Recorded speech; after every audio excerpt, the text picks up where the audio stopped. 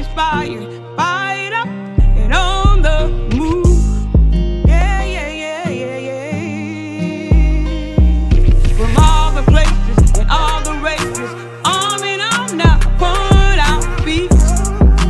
Yeah, yeah, yeah, yeah, yeah, yeah, yeah, yeah, yeah. From all the schools and all the homes, it's time to take it. It's time to take it to the street. Gonna get militant up in here. So welcome once again to this week's episode of The Call. And as always, we have amazing guests, and this one is an amazing guest as well. And I'm talking about no other than Susanna Tuttle, who is the director of North Carolina's Council of Churches, Eco Justice Connection. Welcome, Susanna. So glad to have you on this week's edition of The Call.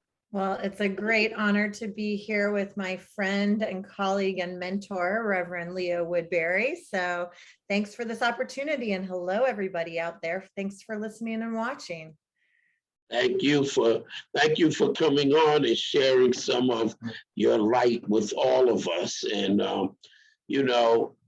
faith is a very important part of so many people's lives. I like to tell people that Pew Research studies, came up with the result that 84% of the people on this planet describe themselves as people of faith. And particularly when it comes to people of faith being engaged. So whether we're talking about the civil rights movement or other movements, when people of faith become engaged, change happens. And so why don't you, your faith experience, your faith walk, how did you come to the work that you're doing? And how does your faith energize you, empower you, and helps you to have that smile on your face every time I see you? That's right. That's right. Well, thank you. My spiritual journey is one of my favorite topics of what we get to learn and experience as we live on this beautiful planet as spiritual beings, having a human experience. I think far too often why we're in the trouble and the messes that we are is because human beings are distracted or distanced from their spiritual essence and their spiritual being on this planet. And people try so hard to have a spiritual experience as a human being. And if you can just flip that and remind yourself that you are a spiritual being having a human experience, it gets a lot more real quickly, and it becomes a call to action, because when we look around at our human family, our brothers and sisters, and we see so much suffering, and we know that suffering extends out onto our brothers and sisters of other species and the whole entire interdependent web of existence on this glorious planet.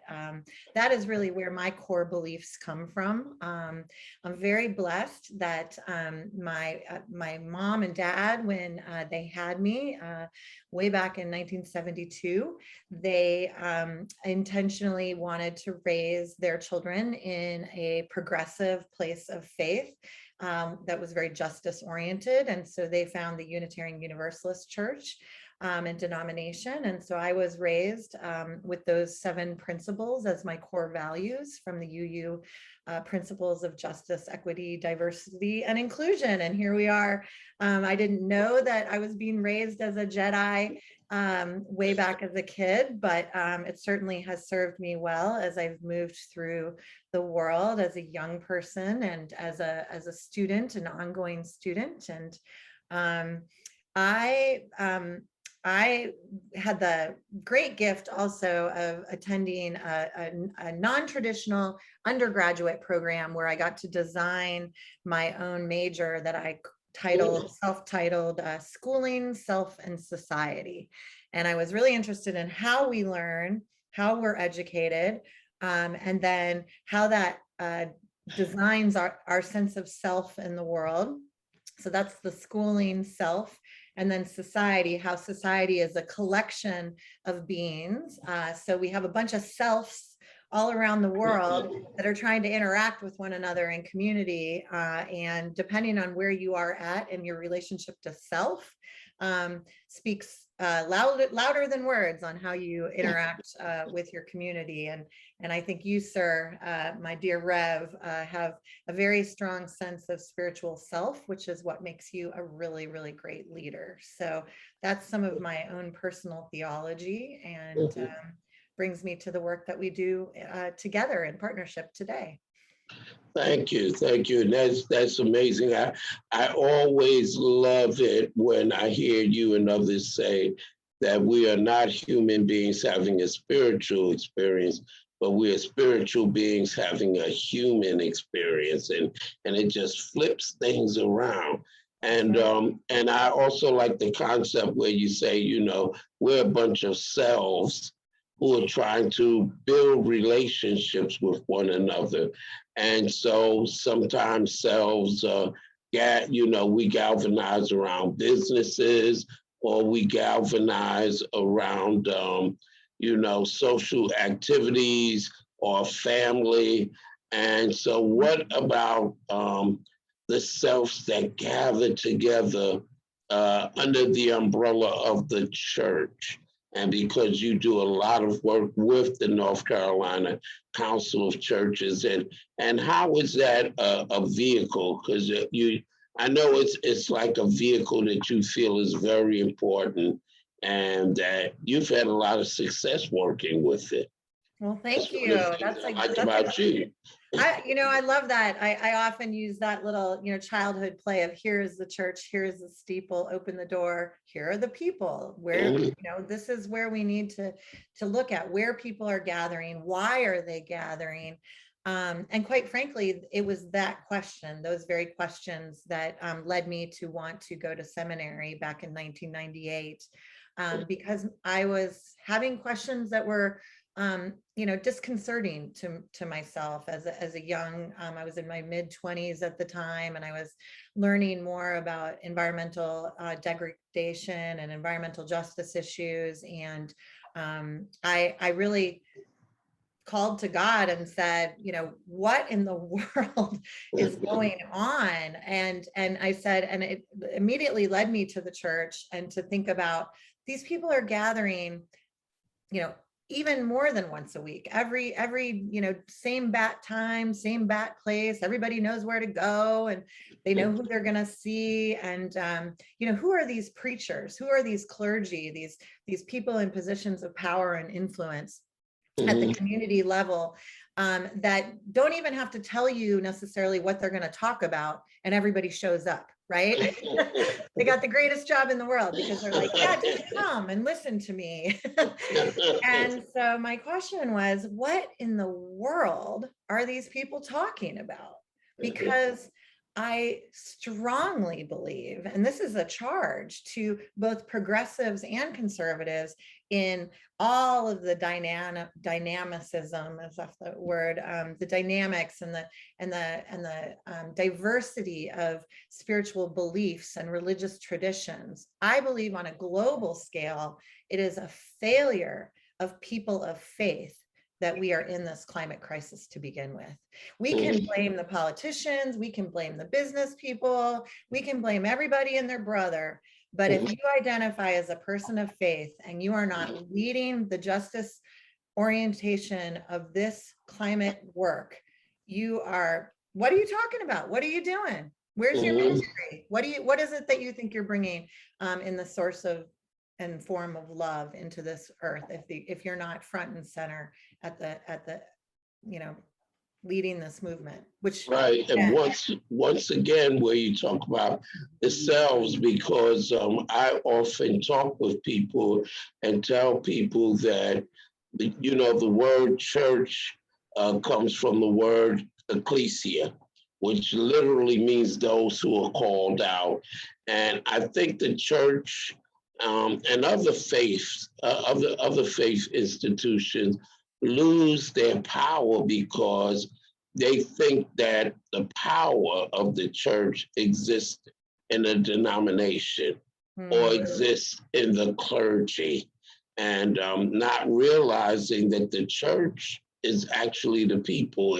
It's not a building, it's not an organization, but it's actually each and every one of us. And so when we do not exercise our power, both in the secular world and spiritually, that's when things kind of fall apart. You know what I mean? Because there's power. There's power not only in numbers, but in the spiritual strength that comes from the church. So why don't you give us some examples of what, you know, the successes and the power of the church? And we usually talk about the civil rights movement and Dr. Martin Luther King Jr. or the first and second great awakenings in America, or in terms of Islam, the contributions made by Malcolm X. And so we're familiar with them, but let's boil it down. Let's drill it down to some of the successes that you see churches have had when it comes to dealing with climate change and how we respond to play our part. Thank you. Well, I totally agree with you. The church is the people, it is the community. And when a collection of selves come together and form that community, that is a covenant that we take. I think, really honing in on what we can do and build power through our relationships and by listening to each other and coming up with a common ground moving forward. So specific areas, one of the specific campaigns that I've been involved with for over a decade now that many of you are familiar with is the Interfaith Power and Light campaign. It is a national network of locally organized groups of individuals and from a lay leader to clergy perspective. But you're right, it's not usually the clergy that step forward first. It's the members of their congregations really begging to hear about what they care about most from the pulpit, and then organizing to create change within their own communities. So the Interfaith Power and Light campaign is unique in itself in that we work together nationally, but we're very localized, and we do bring it home to the individual congregational facility. So that I always say the play on the concept of the power and light within us and our relationship to power and light. That's really where that terminology comes from. But it also is interesting play on words because many of the utilities around the country were originally named before they became these monolith corporate entities that they were the localized power and light, utility for the community. And so when we were getting the lights turned on in different places around the country, for example, we had North Carolina Power and Light, California Power and Light. So this notion that communities of faith do gather in houses of worship, which are facilities that pay a utility bill. This is a real thing that when you go to church on Sunday, not many initiatives are, why don't we go ahead and everybody bring your light bill to church today so that we can, at the community level, understand where we're falling as far as how we fit into how much energy we consume, how much we're paying for the energy, what kind of energy generation sources are powering our buildings and powering our lights, literally. They don't call it the power company only because they turn the lights on. They hold great power and in many cases create extremely oppressive situations. And so for the church to begin to develop that interaction, I like to say, and I do a lot of presentations and organizing within churches in relationship to their utilities. I say, who is your energy provider? And when you begin to think about energy in the way that it's been provided to you, people often are more familiar with the question of who might be your healthcare provider. And we need to be thinking about the relationships that we have with the resources that we engage in. and energy is a resource. We know that. And we do have control over it as consumers, and we use it. And I remind communities of faith all the time that there are very few folks out there that are actually boycotting electricity. And love, power to the people who are able to get off the grid and and generate and consume their own closed system energy scenarios. But that is few and far between us, that of people that are able to do that as of yet. We certainly advocate for it, but it's not the primary experience of most communities. So building that relationship with your energy provider is a first step towards taking control, utilizing your power as a community of faith, and saying, what is our relationship with our energy provider? Is it a healthy one, or is it a toxic one? And how do we move towards health and wellness? Because that is why we come together as a faithful group of people. And then there's all these other things that come up when we start thinking about when, how, why, and where we consume energy in our houses of worship. So it's just a really exciting conversation that has educated, inspired, and mobilized people all over the country to begin to think differently about the power that we hold as church facilities, congregational facilities, synagogues, mosques, Hindu temples, any place where people of faith are coming together and being, consuming electricity as part of their ability to convene and to be in covenant with one another is an important conversation to have, and then to begin to advocate for healthy changes. And we've seen success with that. I know you, Rev, together, we held hands and with our other brothers and sisters and walked into Duke Energy's, flagship headquarters in Charlotte, North Carolina, and sat down with utility executives to tell them about our experiences as faith leaders and what we wanted to see change. And we have had positive influence. It's a long haul. But the last thing I'll say about that is I want to remind anyone who's a member of a faith community that we have a unique building type that has no unique designation on the grid. So when you think about where you live as a residential consumer, you think about where you shop, and that's a business customer, and those are kind of the two categories. And churches in most cases are just lumped into the small business category. And unless you reveal yourself to who you are to your utility company, they don't know that you're a nonprofit and that you're a church. You're just a number of a customer. And so you need to build those relationships. We need to step up and ask to build those relationships and take control of our own power and light. Absolutely. And,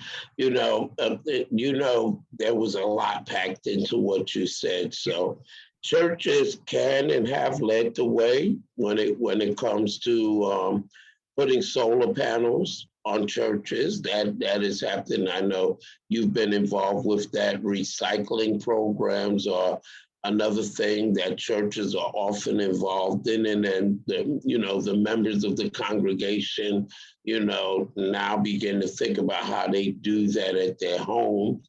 And one of the things you reminded me of, I was pastoring a small church, and one day I looked at the electric bill, and I was like, "This is ridiculous. We're not in this building that often. How is our bill so high?" And so I called up Duke Energy, and I said, "Why is our bill so high?" And they said, "Well, it actually would cost you more if you were in the business category, but we have a church category." And I said, "That really doesn't explain it to me." And I said, "Maybe we should be in the business category if that's less." And she said, "No, let me quote you the price." When she told me the price, I said, "No, we want to be a church." And she was very kind. She explained it to me. Yeah. She said, what happens with the church is because so many people are not in church all day long, as you are in your home. What they do is they take the 15 minutes out of the month where we consume the most kilowatt hours. Right. And that is what they base your daily usage on. So she For the said, whole well, year, for the for whole the year, whole you year. have one, whatever that highest moment is of Mhm. energy consumption sets your rate for the whole year. That's For the exactly whole right. year. We have Right. to let churches know that, because Mhm. we really need to understand and allow our son to, not to say go without.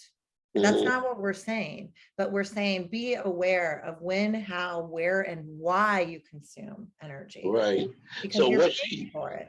so what she said to me was, you know, whoever the trustee is or the person who opens the church up before the congregation comes, she said, don't go into the church and turn on everything at one time. If Mhm. you turn on the air conditioning and the pastor's office, wait 15 minutes, then you turn on the lights in the sanctuary, wait 15 minutes, turn on the fellowship or dining hall if you're going to use it. And she said that way you reduce your rate for the year. So instead of, if you turn on everything, the meter goes like this, and that's your rate, which I was very thankful for, because she, I'm sure she didn't have to do that. And the other thing is that that churches can do, and I think we should do, is that we have a lot of people who are on fixed incomes, Mhm.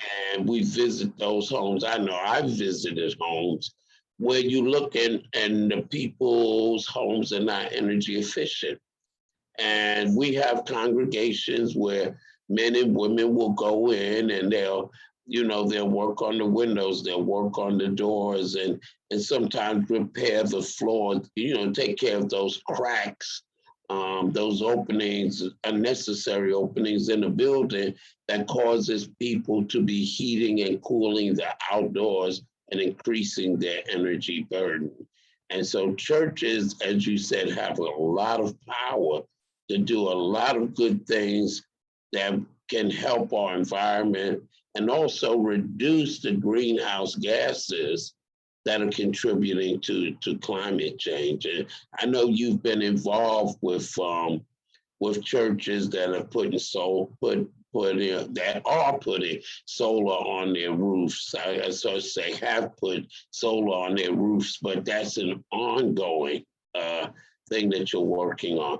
And then also, I would love to talk about, I know you've been involved with something called fair shares and fair share agreements, not only in North Carolina, but nationally and internationally. And why don't you tell our audience what exactly are fair share agreements and how does that help us and our country and the environment and the world?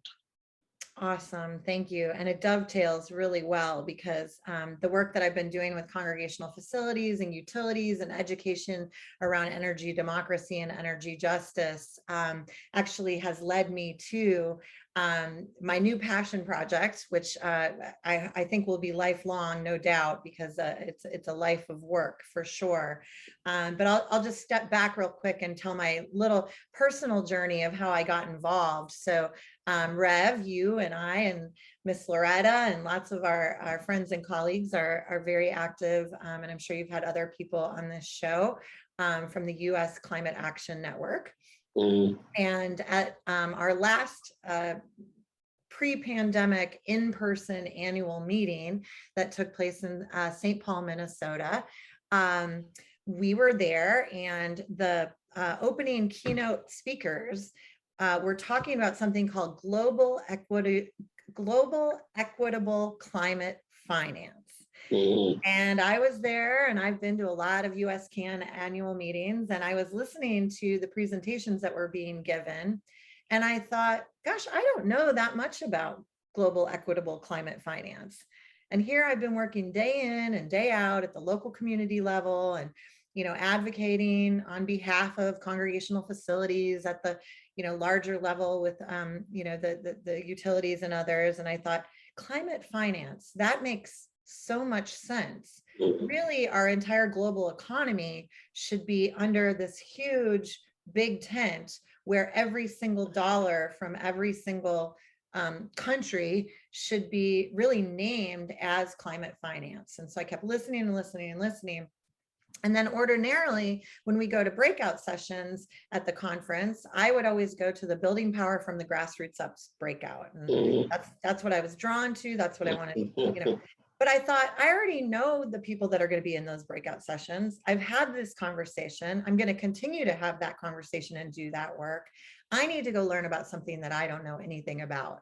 And so I went into a new room where there was a conversation that was called From Bangladesh to Baltimore, Global Equitable Climate Finance and Fair Shares.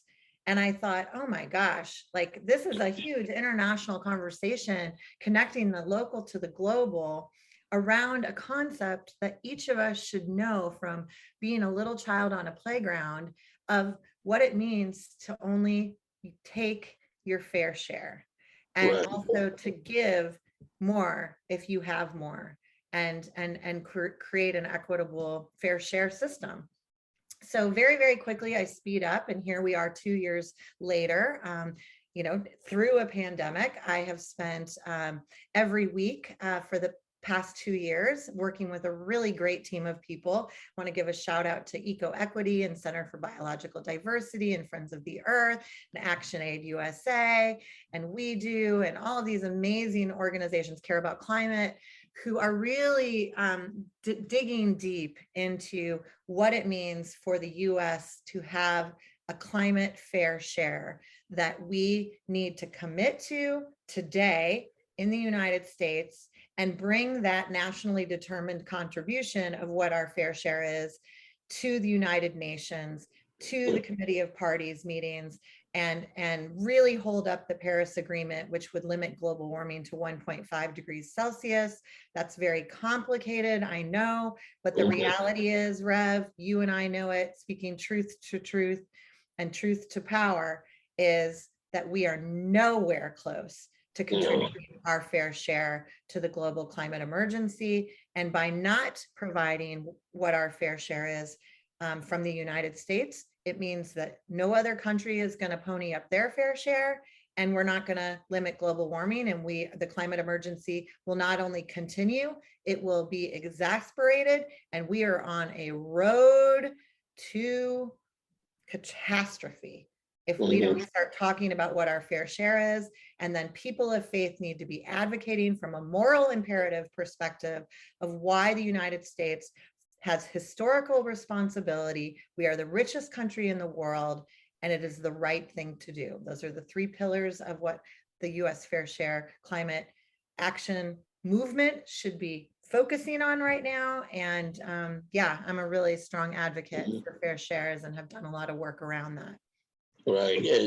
And when we talk about, for those in our audience who may not be familiar, when we talk about addressing the issue of climate change, national NDCs or national determined contribution means that each country should do their fair share in terms of reducing the carbon and the greenhouse gases that are causing climate change. But we also need to do our fair share when it comes to putting monies forward. That's right. To address climate impacts, and particularly, we've been at United Nations gatherings in Poland and Madrid, and we have poor countries, and they cry out. They said, "Hey, we weren't the ones doing all this manufacturing. We weren't the ones doing all of this polluting as we created electricity and burning coal and oil. It was the larger, richer countries that has caused this climate catastrophe." That's right. And now that they are being impacted by hurricanes, et cetera, they are not blessed. They don't have homeowners insurance in a lot of countries. They don't have FEMAs. And it's really frustrating to go to the United Nations, and particularly for people of faith. We're supposed to care about those who are less fortunate than us.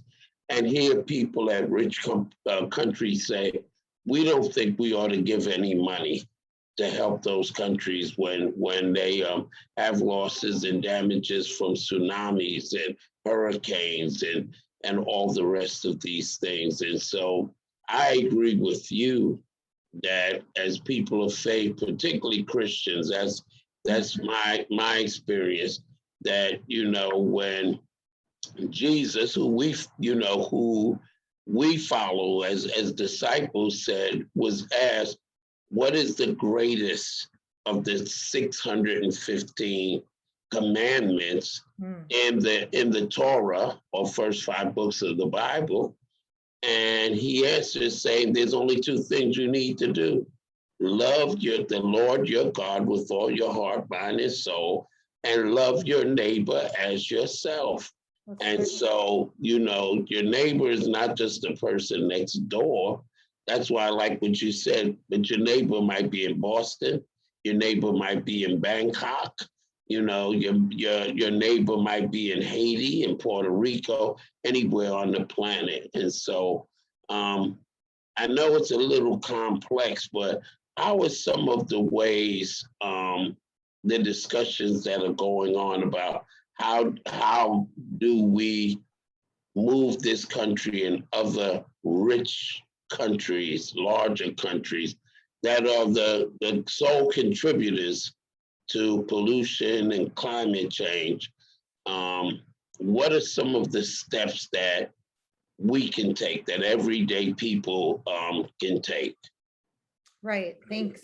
Yes, and it is complicated because when we go back to who holds the power, it's the great illusion that people that might get into places of decision making, as it were, have any more power than the rest of us. And collectively, we at the community level are the powerful. We are full of power. There are more of us, all those collections of selves. And I love talking about the brotherly love, the sisterly love, the neighborly love all around the world, that to re-indigenize ourselves to this planet as a species, at the species level, is what I really want to get to. I often say I didn't go to seminary to talk about climate change for the rest of my life. We have a whole opportunity to experience this tremendous love of God through our relationships and through our existence that we're just missing. We're just throwing it in the trash by being so distracted by consumerism and all of the the debates and the divisions that we create amongst ourselves. And it's usually those that are seemingly in power that perpetuate the divide, so that we don't come together. But the reality is that we advocate every day. We wake up and we advocate by what we choose to put on, whether it's clothing or what body product we use, what shampoo we use. If the fact that we even have choice in that is another privilege that we have here in the United States. Even those of us that are in low wealth communities and struggling to put food on the table, it's amazing to connect the local to the global at that scale. And I gave a Fair Shares presentation to one of our sister organizations, GASP, located in Birmingham, Alabama. And it was amazing when I talked about how people like you and Loretta go to the United Nations to speak on behalf of communities, and that you are carrying all of our voices with you. And I think one of the biggest aha moments that I had in working through this Fair Shares value system is recognizing how we are recognized at the United Nations in the forms of civil society, business sector, and government. And the civil society sector is the largest in population of really even those that fit into the business category are also those individuals are members of civil society. The members of government are members of civil society. So really, it's the whole world.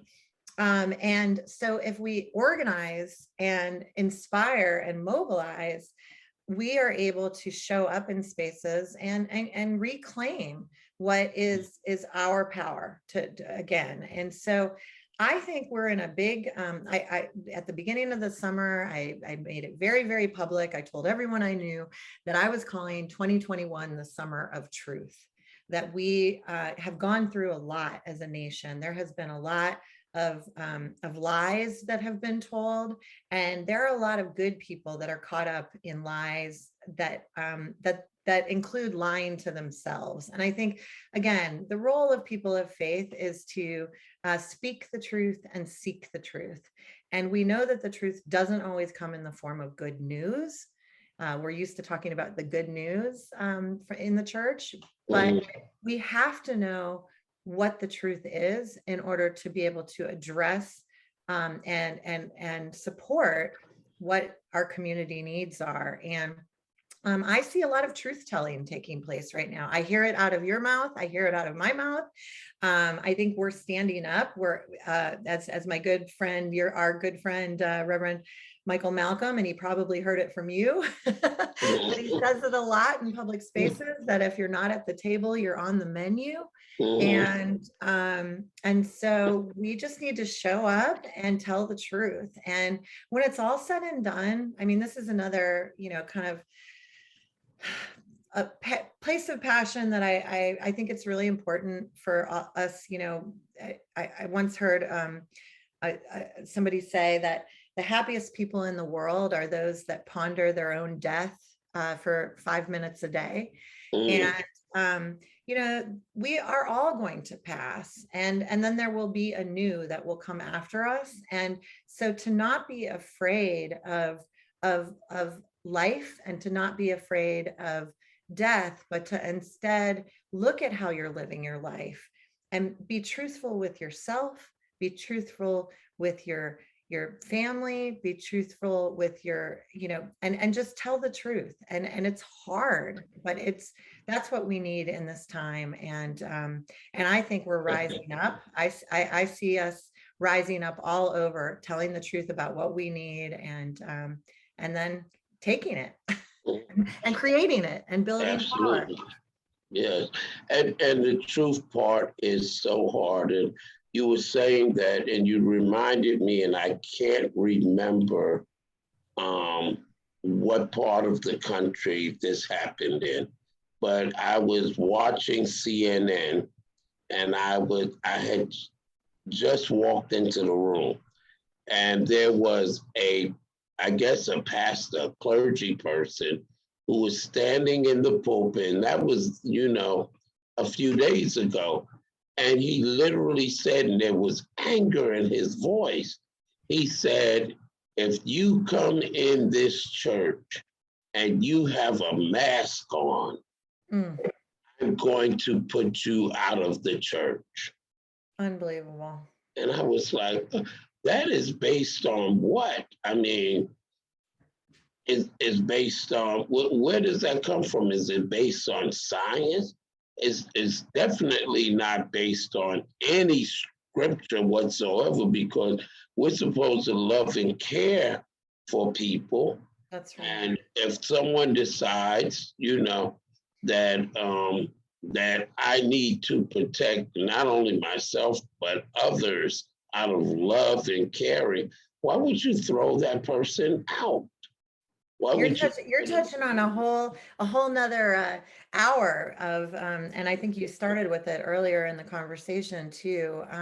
We have a systematic oppressive system of toxic theology in this country that absolutely needs to be called out, and it's permeated every vein of our construct, and it's created the industrial complexes, the fossil fuel industrial complex, the prison industrial complex, all of the great oppressive situations that have formed are, in my perspective, based in a kind of toxic theology that that goes all the way back from the beginning, since the beginning of time.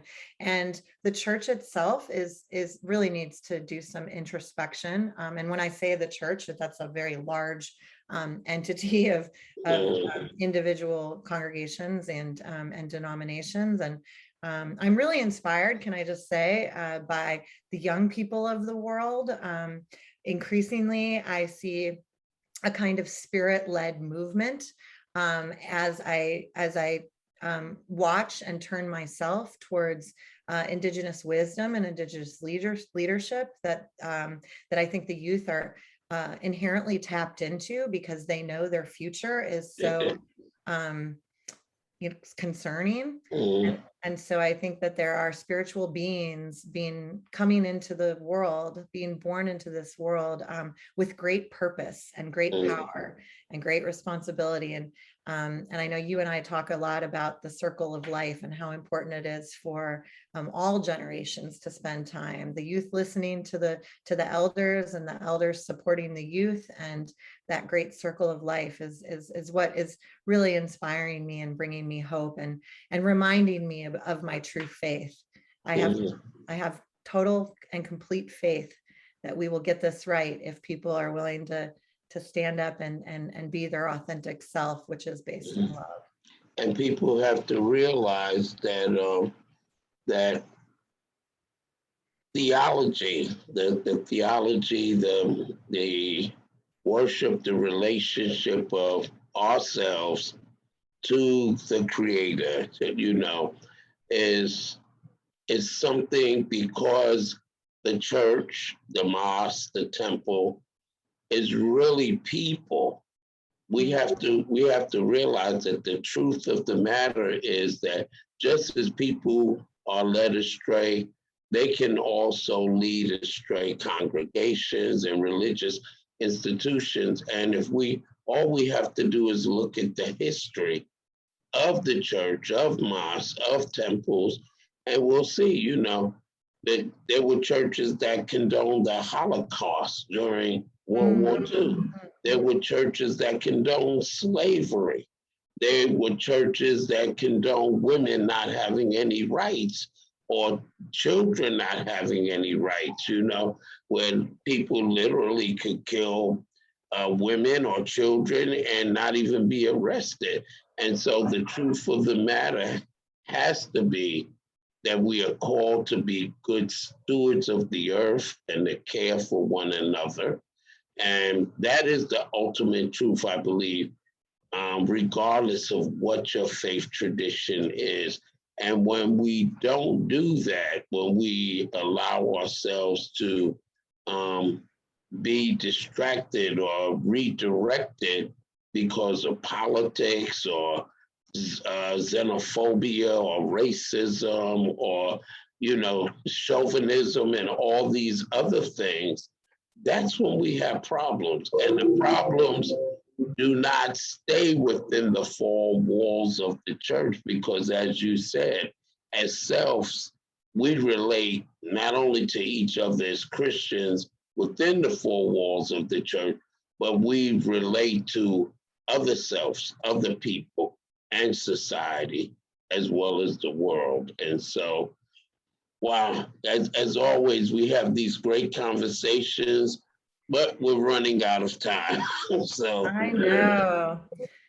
We can end on the love. Yeah, that's it. That's everything. And that is the great practice. That is the teaching, and that is the seeking, is lead with love. Right.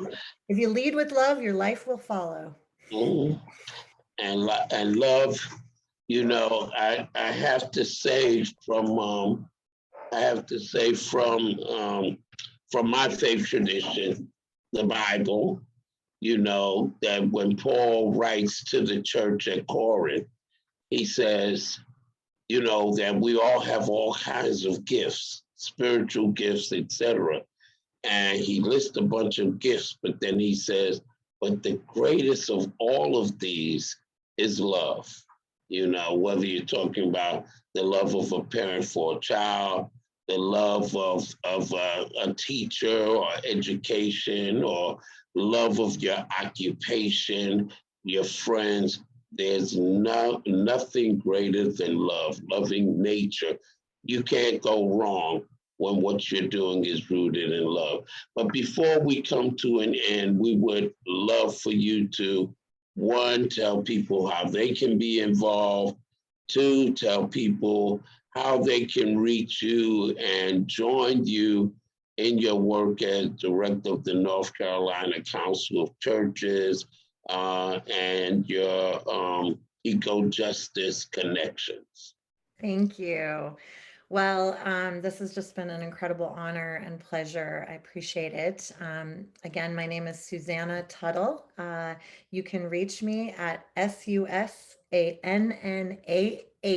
don't forget the H, Susanna, at ncchurches.org.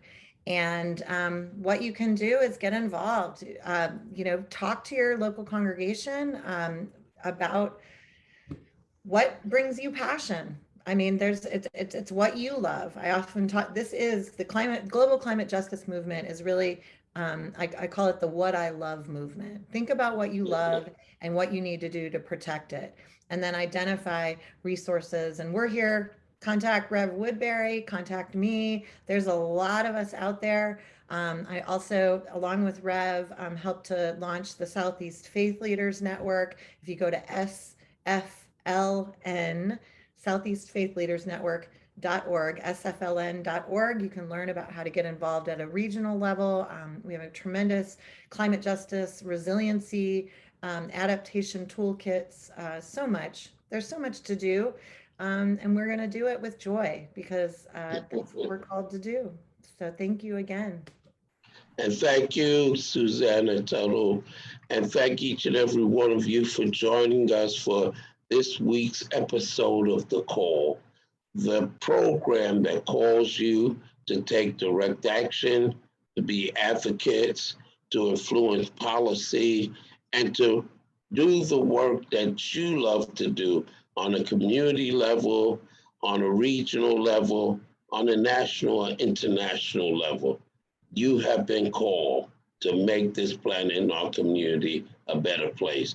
And if you want to connect with us, please feel free to reach us by email, simply by going to newalphacdc@gmail.com. Once again, newalphacdc@gmail.com. And we look forward to seeing you again next week on The Call. Thank you so much. All the races.